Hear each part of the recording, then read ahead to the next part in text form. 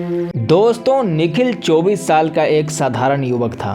वह एक खूबसूरत पहाड़ी गांव में रहता था। गांव में चारों तरफ हरियाली, बहती छोटी नहर, ऊंचे पेड़ और सुबह पक्षियों की आवाज़ें गूंजती थीं। लेकिन इस सुंदर माहौल के बीच निखिल की ज़िंदगी बिखरी हुई थी। वह बुद्धिमान था, मेहनती भी था, लेकिन उसकी एक आदत उसकी सबसे बड़ी दुश्मन बन चुकी थी। हर काम को कल पर टाल देना। जब भी उसकी माँ कहती, बेटा आज से काम शुरू कर दे, तो वह मुस्कुरा कर कहता, अभी समय है, कल से कर लूँगा। जब दोस्त कहते, चलो नया काम सीखते हैं, तो वह कहता, अभी क्या जल्दी है, बाद में देखेंगे। धीरे धीरे साल बीत गए। उसके साथ पढ़ने वाले लड़के अपने अपने काम में सफल हो गए। किसी ने दुकान खोल ली, किसी ने खेती को नया रूप दे दिया, किसी ने अपना छोटा कारोबार शुरू कर दिया। लेकिन वह वहीं का वहीं रह गया, जहाँ कई साल पहले था। एक शाम निखिल बहुत उदास होकर गांव के बाहर बहती छोटी नहर के किनारे बैठा था। तभी उसने देखा कि एक सफ़ेद दाढ़ी वाले बुजुर्ग रोज की तरह सुबह ढलने से पहले उसी रास्ते से लौट रहे थे। अजीब बात यह थी कि गांव का हर सफल इंसान उन्हें देखकर आदर से सिर झुकाता था। निखिल मन ही मन सोचा, आखिर इस बुजुर्ग में ऐसी क्या बात है। अगले ही दिन उसने उसका पीछा करने का फैसला किया और यहीं से उसकी ज़िंदगी का सबसे बड़ा रहस्य शुरू हुआ। निखिल ने तय कर लिया कि आज वह उस बुजुर्ग का पीछा करेगा। अगली सुबह अभी सूरज पूरी तरह निकला भी नहीं था।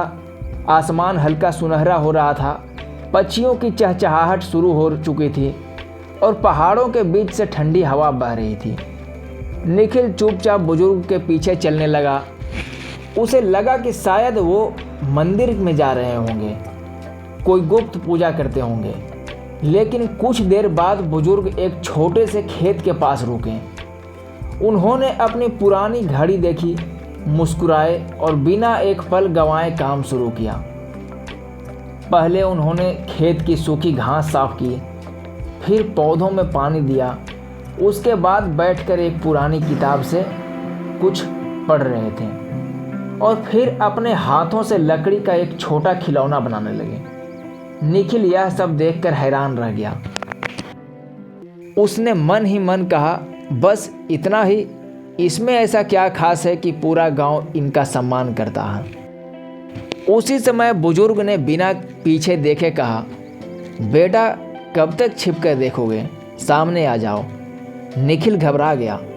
वह धीरे धीरे उनके सामने आया और बोला, बाबा मैं जानना चाहता हूँ कि आपके पास ऐसा कौन सा रहस्य है जिसकी वजह से गांव का हर सफल इंसान आपका सम्मान करता है। बुजुर्ग मुस्कुराए। उन्होंने ज़मीन पर पड़ी 2 लकड़ियाँ उठाई। एक लकड़ी बिल्कुल सीधी थी, दूसरी टेढ़ी मेढ़ी।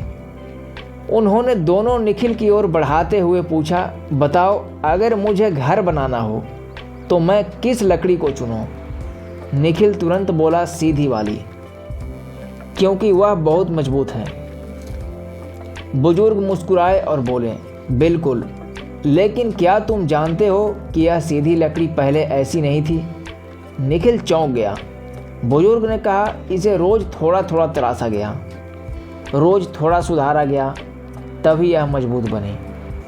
फिर उन्होंने निखिल की आंखों में देखते हुए कहा, इंसान की किस्मत भी ऐसी ही होती है।